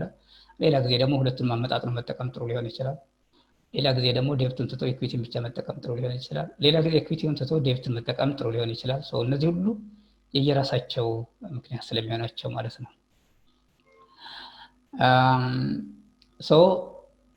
Because there are no out-of-pocket costs of raising internally generated funds, retained earnings, it may be preferred to debt and to externally raised funds because the cost of issuing debt is less than the cost of raising a similar amount from issuing common stock. Typically, flotation cost of 2.2% versus 7.1%. ቀደም ሲል ከነበረው ማለት ነው። ከላይ መጽሐፍ ላይ ልታዩት ትችላላችሁ። የትኛው ይሻላል የሚለው ማሰብ ይቻላል እና ከዴብት እና ምንድነው ሬዝ በማድረግ cost of issuing debt is less than the cost of raising a similar amount from issuing common stock. common stock ኢሹ ለማድረግ የወጣው ወጪ 7.1% ከሆነና ከዴብት ደግሞ የሚያስወጣው ወጪ 2.2% ከሆነ ይሄኛው ይመረጣል ማለት ነው። 2.2 አነስተኛው ወጪ ስለሆነ ወጪው አነስተኛ የሆነውን ማሰብ ነው የሚሰራበት ጊዜ ማለት ነው። በዚህ ሰዓት ዴብት may be preferred to issuing stock. ስቶክን ኢሹ ከማድረግ ይልቅ አዲስ አባላትን ለምሳሌ አሁን ቡና ባንክ ባለፈው አመት ነው ምናምን ኢሹ አድርገው ነበር። ያው ገንዘብ በሚፈልጉበት ጊዜ ኢሹ ያደርጋሉ። ግን 10 አመት ምናምን በላይ ሰርተዋል። ካፒታልም አላቸው፣ ጥሩ ገቢም አላቸው። በአመት ወደ 500 ሚሊዮን ምናምን 700 ሚሊዮን እንደዚህ ያገኛሉ። ግን ያም ሆኖ ለሚሰሩት ስራ ተጨማሪ ገንዘብ ሲያስፈልጋቸው ኢሹ ያደርጋሉና እንግዲህ አስበውበት ነው ከብድሩ ይልቅ ኢሹ ማድረግ የሚሻልበትም ጊዜ ሊኖር ይችላል። ላይ ካየነው ምሳሌ ግን ዴብት የተሻለ መሆኑን ነው የሚያሳየው እዚህ ጋር በሰጠው ኤግዛምፕል። ለዚህኛው ስፔሲፊክ ኤግዛምፕል ነው እንጂ ሁሌ ይሰራል ማለት አይደለም። አንዳንዴ ኢሹ ማድረግ ጥሩ ሊሆን የሚችልበት ሁኔታ አለ። ሰው እነዚህን ማወዳደር አለበት ቀደም ሲል ባሉትና ወደፊትም በምንነጋገርባቸው የተለያዩ የተጣራ ገቢ ምን ይሆናል የሚለው ነው። በቃ በኋላ እናየዋለን። ኔት ፕሬዘንት ቫልዩ የምንለው በተለይ ኤንፒቪ በጣም ወሳኝ ነው። ኔት ፕሬዘንት ቫልዩ ፖዚቲቭ መሆን አለበት። ትርፋማነቱ በየአመቱ እየጨመረ መሄድ አለበት። መቀነስ እንዳይችል ማድረግ መቻል አለበት። ሰው እሱን ማስላት አለበት። ሲበደር በምን ያህል ጊዜ ነው ገንዘቡን የምንመልሰው? ስንመልስ ምን ያህል ነው ወጪያችን? ከወጪ ገቢያችን ምን ያህል ነው? ከወጪ ቀሪ የምናገኘው ገንዘብ ምን ያህል ነው? ምናምን ብለው ማስላት አለበት። ይሄን ለማስላት የተለያዩ ሜካኒዝምስ ሊጠቀሙ ይችላሉ ነው ዘሶቲሴስ ምን ይላል እዚህ ጋር build up financial slack in the form of cash, marketable securities or unused debt capacity to avoid the high cost of issuing new equity. Still another explanation is that management may be concerned about the signal given to, this is very important, it's a very important point, not the signal given to investors when equity is issued. ይሄ ራሱ ሊያስብበት ይገባል ማኔጅመንት። ለምሳሌ ቀደም እንዳልኳችሁ ኢሹ ሲደረግ ለምሳሌ ቡና ባንክ አሁን ባለፈው አመት ከብዙ አመት በኋላ አንድ እንትን በ30,000 ብር ነው ምናምን ይሄን በ20,000 አለቅም ከፍ አድርጎ ኢሹ አድርጓል። ኢሹ የሚያደርግበት ጊዜ ምን ማለት ነው? አባላት እንዲገዙ ወይም የቡና ባንክ አባል እንዲሆኑ ባለቤት እንዲሆኑ ማለት ነው። የባለቤቶችን ቁጥር ጨመረ ማለት ነው። ምናልባት ፊት 10,000 ከሆነ አሁን 5,000 ቢጨምር 15,000 ሆነ ማለት ነው። ሰው ቀደም ሲል የነበሩት 10,000 ሰዎች 5,000 ሰው ሲጨመርባቸው ደስ ሊያሰኛቸው አይችልም። ምክንያቱም ዲቪደንዱ ይቀንስባቸዋል በሚቀጥለው ዓመት ላይ። ስለዚህ በተቻለ መጠን ባሉት አባላት እየጠነከረ ቢሄድ ነው የውስጥ አባሎቹ ባለቤቶቹ ደስ ሊሰኙ የሚችለውና የሆነ ምልክት ይሰጣል ነው። ሲግናል ማለት ምልክት ነው። እዚህ ጋር እኛው ምንድነው የሚለው still another explanation that management may be concerned about the signal given to investors when equity is issued. equity issue ሲደረግ ቅድም እንዳለው ለሽያጭ ፍሎት ሲያደርጉ ኮመን ስቶክን ለመግዛት ገበያ ላይ ሲያውሉት የሚሰጠው ምልክት አለ። ኔጌቲቭ የሆነ ምልክት ማለት ነው እይታ። it has been observed that the announcement of any common stock issue is viewed as a negative signal. ብዙ ጊዜ እንደ ኔጌቲቭ ሲግናል ነው የሚታየው። ቀደም እንዳልኳችሁ ገቢ ሊቀንስብን ይችላል የሚል አይነት እይታ ስላለው ድርጅቱ እየከሰረ ነው እንዴ ትርፋማ አይደለም እንዴ ለምንድን ነው እሺ የሚያደርገው ለምን የተለያዩ መንገዶችን አልተጠቀመም ከውስጥ ገንዘብ የኛ ገንዘብ አልበቃውም ማለት ነው ለመስራት ወይስ የሆነ ነገር ችግር አለ ውስጥ ኮራፕትድ ነው ምናምን የሚለውና ጥርጣሬ እንዲያሳድርባቸው ሊደረግ ይችላል። ሶ ያም እንደ አንድ ችግር ነው የሚወሰደው ማለት ነው። ስለዚህ አንዳንዴ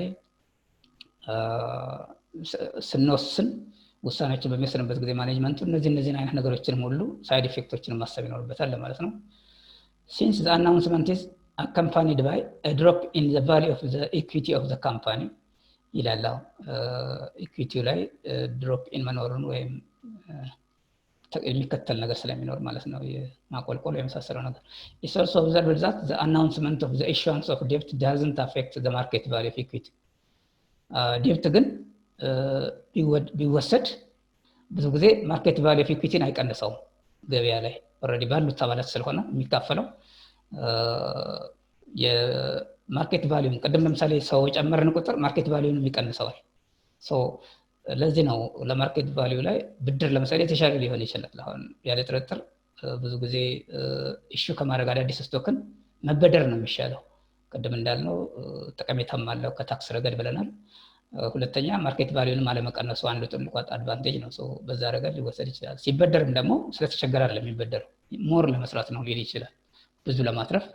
አሁን ካለል ካፒታል ተጨማሪ 500 ሚሊዮን ብንወስድ ከባንክ ብዙ ውድሮችን በመስጠት ከፍተኛ ገቢ ልናገኝ እንችላለን። እንዲህ አይነት ነገሮችን በማቅረብ ሊያሳምን ይችላል ባለቤቶቹ ማለት ነው። ባለቤቶቹ ማለት ይሄ አክሲዮኑን የገዙ ሰዎች ማለት ነውና እነሱን ሊያሳምን የሚችል መንገድ ሊኖር ይገባዋል። that's what it says. Therefore management must consider the effects that the new security announcement may have on the value of equity and therefore may shy away from issuing an equity. so ከዚህ ረገድ በጣም ልዩ ትኩረት ሊሰጡ ይገባልና አዳዲስ ኢኩዊቲዎችን ኢሹ ከማድረግ ወይም ፍሎት ከማድረግ መጠንቀቅ ይኖርባቸዋል ማለት ነው። መራቅ ይኖርባቸዋል ብዙ ጊዜ አስገዳጅ ነገር ከሌለ በስተቀር ማለት ነው። እና አስፈላጊ ሲሆን ግን መሆኑ የግድ ነው። ምናልባት ብዙ አማራጮች ታይተው የተሻለ ከሆነ እንጂ የፈጽሙ መሆን የለበትም ማለት አይደለም። ሁሉም አማራጮች አሉ። The concern over the relative costs of debt and equity and the concern over the interpretation by investors of the announcement of equity financing leads to a preferred ordering or pecking order of source of capital. ያኛው አማራጭ ሳይኖር ሲቀር ወደ ፕሪፈርድ ኦርደሪንግ ሊጠቃ የሚችልባቸው አጋጣሚዎች ይኖራሉ። ፈርስት ኢንተርናል ኢኩዊቲ እቺ ስቴፕ አሪፍ ናት። ዜን ዴብት፣ ዜን ፕሪፈርድ ስቶክ፣ ዜን ኤክስተርናል ኢኩዊቲ። እቺ ምናልባት እዚህ ጋር የምትታይ ከሆነ እንደም አንደርላይን ብናደርገው ደስ ይለኛል። እቺኛውን ፓርት እስከዚህ ድረስ ፈርስት ኢንተርናል ኢኩዊቲ፣ ዜን ዴብት፣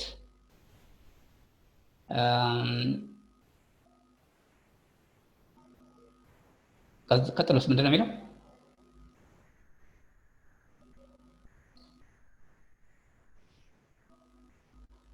ይታያችኋል። ፈርስት ኢንተርናል ኢኩዊቲ፣ ዜን ዴብት፣ ዜን ፕሪፈርድ ስቶክ፣ ዜን ኤክስተርናል ኢኩዊቲ ኒ ኮመን ስቶክ። ስለዚህ ኢሹ ማድረግ ኤክስተርናል ኢኩዊቲ ወይም አዳዲስ አባላት እንዲገቡ ማድረግ የመጨረሻው አማራጭ ነው። የመጀመሪያው አማራጭ በራሱ በኢንተርናል ኢኩዊቲ ለአባላቶቹ ሼሩን ትቶ በራሱ ከሚያገኘው ገንዘብ አባላቶቹ ራሳቸው ሼር እንዲገዙ እያደረገ በዛ ባሉት አባላት ውስጥ እዛ ውስጥ እንዲንቀሳቀስ በራሱ ገንዘብ መንቀሳቀስ ማለት ነው። የራሱን ገንዘብ ያተረፈውን ትርፍ ለኢንቨስት በማድረግ በራሱ ገንዘብ መስራት ማለት ነው። ዞሮ ዞሮ ይሄ አሪፍ ነው። የመጀመሪያው ምርጫ ነው። አቅም ካለ ይሄ እንደውም በቃ ጠንካራ መሆኑን ያሳያል ድርጅቱ። አንዱ መለኪያ ነው። ሁለተኛው ዴብትን መጠቀም ቅድም እንዳልነው ታክስ ሺልድ ስላለው እሱም ተጠቃሚነት አለ። ሶስተኛው ፕሪፈርድ ስቶክ ነው። ፕሪፈርድ ስቶክም የተሻለ ነው ኤክስተርናል ኒው ኮመን ስቶክ ከማድረግ ይልቅ በፕሪፈርድ ስቶክ አማካኝነት መጠቀም ያስችላል። እነዚህ 4 ስቴፖችን ማሰብ ይችላል ማለት ነው አንድ ማኔጀር። ብዙ ጊዜ እነዚህ ነገሮች ናቸው። ስለዚህ ከዚህ በራቀ ቁጥር ከኢንተርናል ኢኩዊቲ ዴፕት ሲገባ ኢኩዊቲ ትንሽ አንሶታል ማለት ነው ብለን ማሰብ እንችላለን። ከዴፕት አልፎ ፕሪፈርድ ስቶክ ሲጠቀም እንግዲህ የተወሰኑ ግለሰቦች በተወሰነ ገንዘብ ውስን የሆኑ ገንዘቦች ምናልባት ብዙ ገንዘብ በማዋጣት ሊሆን ይችላል። ቋሚ የሆነ ፔይመንት ነው እነዚህ የሚከፈላቸው። ባለፈው ተነጋግረናል። ፕሪፈርድ ስቶክ ላይ ዲቪደንዱ ሁሌም ኮንስታንት ነው፣ እንደ ገበያ ሁኔታ ከፍ ዝቅ አይልም። ስለዚህ ወጥ የሆነ ስለሆነ የሚያዋጣቸውን አስበው ሊስማሙ ስለሚችሉ በስምምነት የሚፈጸም ነውና ይሄ ተመራጭ ነው። ቀጥሎ ኤክስተርናል ኢኩዊቲ ግን አዳዲስ ኮመን ስቶክ በሚኖር ጊዜ ሼሩም ከፍ ይላል። በኋላ ሼር ምንድነው ክፍያው ለብዙዎቹ ነባሮቹ አነስ ሊልባቸው ይችል ይሆናል። እነሱ ግን ትርፍ ባተረፈው ልክ በየጊዜው የሚያድግ ስለሆነ ለአዳዲስ ገቢዎች አሪፍ ነው፣ ግን ለድርጅቱ እንደ ጉዳት ነው የሚቆጠረው እና ይሄ መጨረሻ አማራጭ ነው። So that's what it says, I think. A result of this preferred ordering is that companies prefer to build up funds in the form of cash and marketable securities, so as not to be forced to issue equity at times when internal equity, that is retained earnings, is inadequate to meet new profitable investment opportunities. እስቲ አሁን እንመልከት እዚህ ጋችን ጥያቄ ዌይትድ አቨሬጅ ኮስት ኦፍ ካፒታል ላይ ልክ ባለፈው የሰራነው አይነት ጥያቄ ነው። እንግዲህ ኦልሞስት ለማጠቃለያ የቀረበ አይነት ነው። እንድትሰሩት ፈልጋለሁ። ከታች መልሱን አስቀምጫለሁ። ባታዩት ደስ ይለኛል። ሳታዩት ብትሰሩ እስቲ ጥቂት ደቂቃ ተመልከቱ። እስቲ ይታያችኋል። አሁን ምን እንደሚለው ዘኤቢ ዝም ብለን እንመልከት። እዚቹ ጋር እንዳለች ፊት ለፊት ላይ ስክሪኑ ላይ እንመልከትና ጥያቄ እዚህ ጋር አለ። እስቲ እንዴት ነው የምንሰራው የሚለውን ምን ያህል ተረድታችሁታል ነው። በነገራችን ላይ እዚህ አይነት ነው በኋላ አሳይመንትም ላይ ይሁን ኤግዛም ላይ ከሚመጡ ጥያቄዎች ውስጥ ስለሆነ እነዚህ በደንብ አንድ ላይ እንድታደርጓቸው እፈልጋለሁ። አሁን ከዚህ ቻፕተር ውስጥ ብዙ ጊዜ የሚጠየቁት እነዚህ ኮስት ኦፍ ዴፕት የምንላቸው እና ዌይትድ አቨሬጅ ኮስት ኦፍ ካፒታል ወይም WACC ሁሌም የሚጠየቁ እንድታውቋቸው የሚያስፈልጉ እንደ ማኔጀር በጣም ወሳኝ የሆኑ ነገሮች ናቸው። ቅድም እንዳለው ዲሲሽን ለመስጠት ለምናምን ሁሉ አስፈላጊ ስለሆነ ከዛ አኳያ ትኩረት ሰጥታችሁ እንድትሰሩት ነው። እስቲ ይህችን ሞክሯት። አሁን ማጠቃለያ እናደርገዋለን። ለመጨረሻ ላይ ምሳሳቱን ስለተቀረበ እያወራን እናጠናቅ። ብዙዎቻችሁ ውስጥ ከኔ ጋር መሆናችሁን አንዴ እያየህን በዛው ኢየሩሳሌም ተስፋዬ አለሽ? ኤደን ገዛኝ? አቤት። አቤል? አቤት። ኦኬ።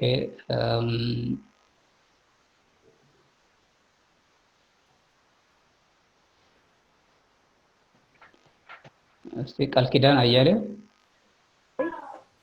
ቃል ኪዳን አያሌው? ደግሜ ልጥራ መሰለኝ። ኤደን ገዛኸኝ? አቤት። አቤል ይርዳው? አቤት። ናትናኤል? ወደ ኋላ እንደገና ደገምኩት። ናትናኤል ደረጀ?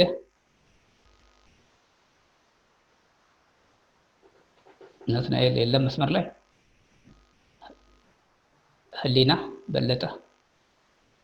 አቤት አለው። እሺ። አለም ብርሃኑ? ዘላለም ነው። ኦኬ። ውስጥ ገብቶ ነው። እሺ። እዚህ ጋር ድራግ ላድርገው። ተደብቆ ነው። ኦኬ። ታንክ ዩ ዘላለም። እሺ። ሶሪ። ዘላለም ብርሃኑ አለ? ዮሐንስ? ኦኬ። በጣም ጥሩ። እስቲ እቺና አንድ ወደ 3 ደቂቃ ይበቃናል። እስቲ ብላችሁ ሞክሩት። እዛ ወረቀት ካለ አጠገባችሁ ሳታዩት ከታች መልሱን አትዩ። እዚህ ፔጅ ላይ ኦልሬዲ ሰርቼዋለሁ፣ ግን እንድታረጋግጡ መጀመሪያ ጥቂት ደቂቃ እስቲ በታማኝነት የመጀመሪያውን ኮስት ኦፍ ቦንድ እንዴት ነው የምናገኘው? ተሰጥቶናል። አሁን ምን ተሰጠን? ቦንድ። አሁን AB Product Corporation has the following capital structure which it considers optimal. Bond is 7%, now selling at par $300,000. Preferred stock per share $5 ነው። ይሄኛው ቶታል ካፒታሉ $240,000 ነው። ኮመን ስቶክ $380,000፣ ሪቴንድ ኤርኒንግስ $300,000 የሚል ነው። Dividends on common stock are currently $3 per share and are expected to grow at a constant rate of 6%. አሁን ግሮ ያደርጋል ማለት ነው። በዚህ ጊዜ ዲቪደንድ ያሁን ዘንድሮ 3% ከሆነ የሚቀጥለው ዓመት ከአንድ ዓመት በኋላ በ6% ያድጋል ማለት ነው። ስለዚህ 3 ሲደመር 6% እያደረግን መሄድ እንችላለን ማለት ነው። Market price share of common stock and the preferred stocks are $40 and $50 respectively. ይሄ አሁን እዛ መጽሐፉ ላይ አልተሰጠም። እኔ ነኝ በፕሪፈርድ ስቶክ ፍሎቴሽን ኮስት ቢኖራቸው አንዳንድ መጽሐፍት ላይ ብዙ ጊዜ ፍሎቴሽን ኮስት በፕሪፈርድ ስቶክ ይሰጣሉ። እዚህኛው መጽሐፍ ላይ ግን የለም። ስለዚህ ፍሎቴሽን ኮስት እንዳለ እንድናስብ ነው። ፍሎቴሽን ኮስት ካለ ታስታውሱ እንደሆነ ፎርሙላውን ባለፈው ከስር ያለው ዲኖሚኔተሩ ላይ ይቀንሳል። ፍሎቴሽን ኮስት ለኮመን ስቶክ -40 እናደርጋለን፣ ለፕሪፈርድ ስቶክ ደግሞ -50 እናደርጋለን ማለት ነው። ፍሎቴሽን ኮስት የምንለው አዲስ ኢሹ ስናደርግ ለምሳሌ ቀደም ሲል እንዳልኩት ለምሳሌ ቡና ባንክ ወይም ማንኛውም ባንክ አሁን ኤኒ ባንክ ነባር የሆነ ባንክ በተለይ አዳዲስ ገንዘብ ተጨማሪ ገንዘብ ለማግኘት አዳዲስ አክሲዮኖችን ይሸጣለሁ ብሎ ገበያ ላይ በሚያወጣበት ጊዜ ለዛ የሚያወጣቸው ወጪዎች ናቸው። በተለይ የህትመት ወጪዎች አሉ፣ ለማስታወቂያ ወጪዎች አሉ፣ ከዛ ጋር የተያያዙ ወጪዎች ናቸው ፍሎቴሽን ኮስት የምንላቸው። እነሱ ከስር ተቀናሽ እናደርጋለን ፎርሙላው ላይ። Flotation cost on new issues of common stock and preferred stock is 10%. ጃቢር በጣም ብክት ያለው ውሸት ነው። አይተኝ ማስክ ነው ማድረግ ያለብህ ህይወት እንዲተርፍ እኮ። ጨዋታ እያወራህ ነው ከኔ ጋር ሆኖ። እሺ ወሬ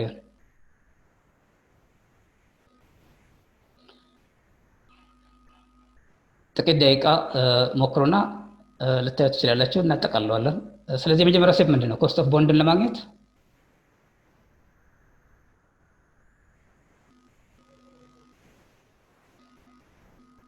እስቲ እንመልከተው። ኮስት ኦፍ ቦንድ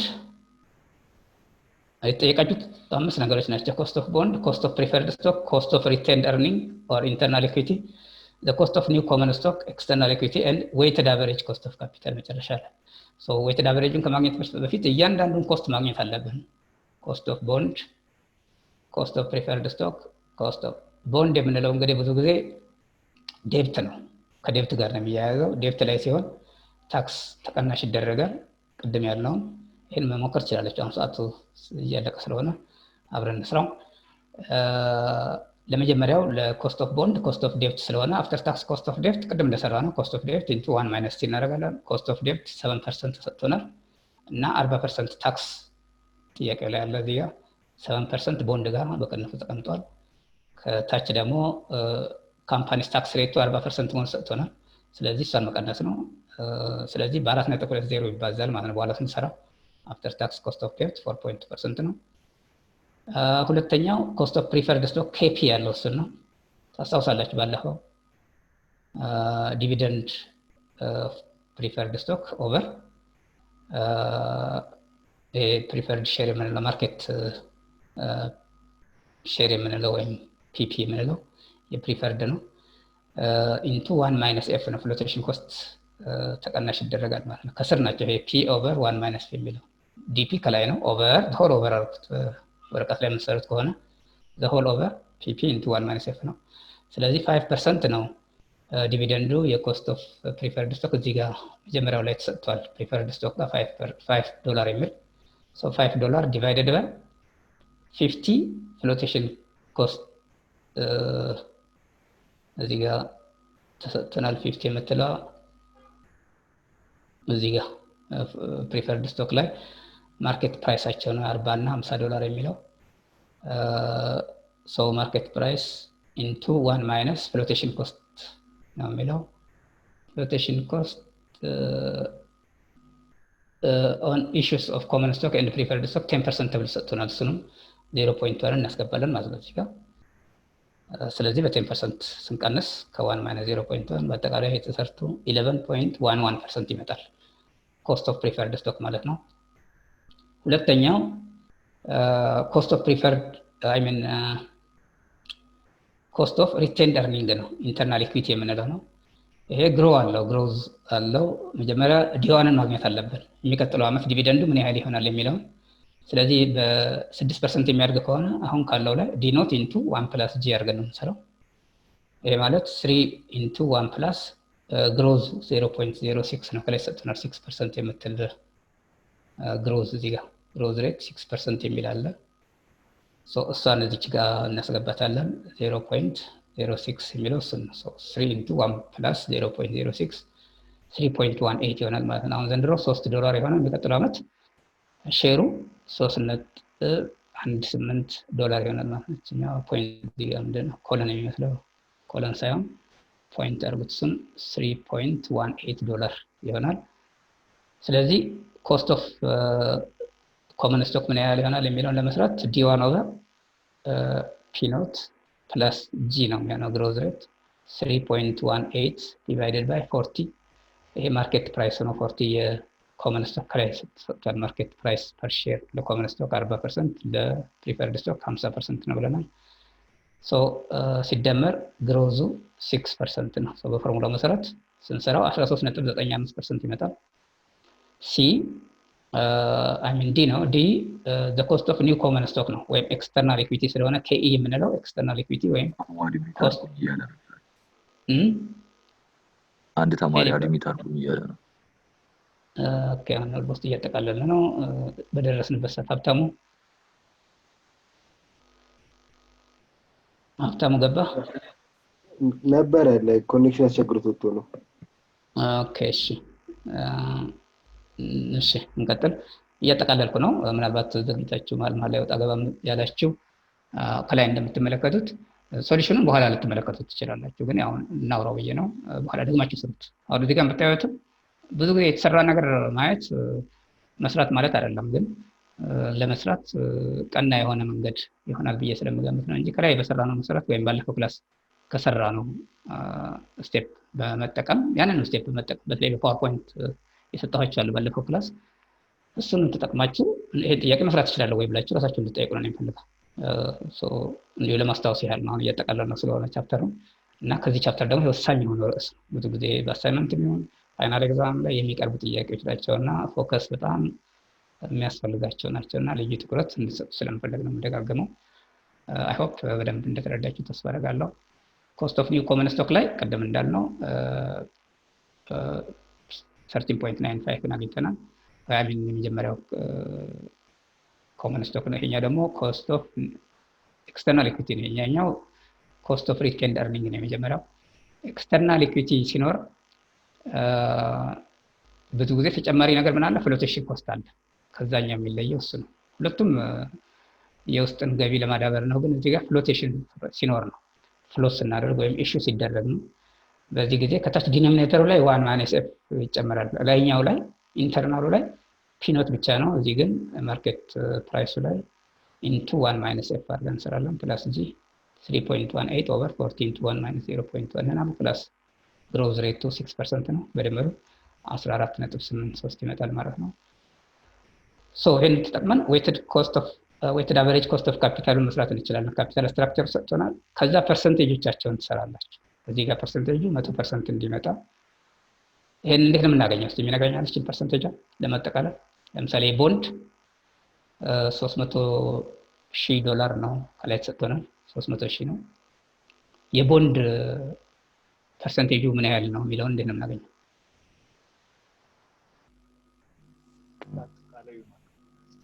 ጠቅላላውን ደምረን አሁን 1,200,000 ነው እዚህ ጋር ጠቅላላ። ስለዚህ 300,000 ሲካፈል ለ1,200,000 ሲባዛ በ100% አድርገን የቦንድን እናገኛለን። ቀጥሎ የፕሪፈርድ ስቶክን ከፈለግን 240,000 ሲካፈል ለ1,200,000 ሲባዛ በ100%፣ የኮመን ስቶክ 360,000 ሲካፈል ለ1,200,000፣ የሪቴንድ ኤርኒንግ 300,000 ሲካፈል ለ1,200,000 አድርገን ሲባዛ በ100% ስናደርገው እነዚህን ሼሮች እናገኛለን። ወደ ፐርሰንት መቀየር አለበት፣ ምክንያቱም ፎርሙላ የሚሰራው በሼሩ ነው። ቅድም እንዳለ ፕሮፖርሽኑ ነው። ስለዚህ ፕሮፖርሽኑ 25% ነው የቦንድ፣ ፕሪፈርድ ስቶክ 20%፣ ኮመን ስቶክ 30%፣ ሪቴንድ ኤርኒንግ 25%። እቺን እናንተ ናችሁ የምትሰሩት። ይሄን ቅድም እንዳልኩት በማካፈል 300 ሲካፈል 1200 ሲባዛ በ100% 25% ይሰጠናል የመጀመሪያው። እንደዛ የፕሪፈርድ ስቶክም 240,000 ሲካፈል ለ1,200,000 ሲባዛ በ100% 20 እንደዚህ ይመጣል። ይሄ ድምር ሁሌም 100 መምጣት አለበት። ቼክ የምታደርጉት እዚህ ጋር ስህተት ካለ ጠቅላላ ውጤት ነው የሚረብሸው። ወደ ፎርሙላ ከመሄዳችሁ በፊት ፐርሰንቴጁ ወይም ፕሮፖርሽኑ ትክክል መሆኑን አረጋግጡ። ድምሩም 100 መምጣቱን አረጋግጡ 100%። ከዚያ ኦልሬዲ ኮስቶችን ስላገኘን እያንዳንዱን ኮስት እያባዛን ማስቀመጥ ነው። 25 ሲባዛ በ4.2 1.05% 20 times 10 2% ዌይትድ ኮስት እንደዛ ይሆናል ማለት ነው። ይቀጥሎም 30 በዚህ ሲባዛ 4.185 የሪቴንድ ኤርኒንግ ደግሞ 25 times 14.83 አድርገን እናገኛለን። ስንደምረው 10.943% ይሆናል። ቀደም እንደሰራ ነው ማለት ነው። ቼክ ልታደርጉ ትችላላችሁ። I think that's all I have for you for today. Do similar problems in the book that I provided you last time. ልዩነት መፍጠር ዓላማችን ነው። ዓለም አቀፍ ተወዳዳሪ መሆን አለባችሁ። የናሽናል ኤርዌይስ እህት ኩባንያ ናሽናል አቪዬሽን ኮሌጅ ጥራትና ደረጃውን የጠበቀ ስልጠና በመስጠት ብቁ ዜጋ እያፈራን ነው። በፍላይት ኦፕሬሽን፣ በበረራ መስተንግዶ፣ በቲኬቲንግና ሪዘርቬሽን፣ በሆቴልና ቱሪዝም ሙያዎች አሰልጥነን ተወዳዳሪ እናደርጉታለን። ኮሌጃችን ካናዳ ከሚገኘው ኢንተርናሽናል ኤር ትራንስፖርት አሶሲዬሽን አያታና ከእንግሊዙ አይሲኤም ጋር በመተባበር ዓለም አቀፍ ዕውቅና ያለው ስልጠና እየሰጠ ይገኛል። በፍላይት ኦፕሬሽን፣ በበረራ መስተንግዶ የምንሰጣቸው ስልጠና ከኢትዮጵያ ሲቪል አቪዬሽን ባለስልጣን ሙሉ ዕውቅና አለው። አድራሻ ከጎላጉል ታወር 22 አደባባይ ወደ ሾላ በሚወስደው መንገድ ላይ የናሽናል ኤርዌይስ እህት ኩባንያ ናሽናል አቪዬሽን ኮሌጅ ህልሞን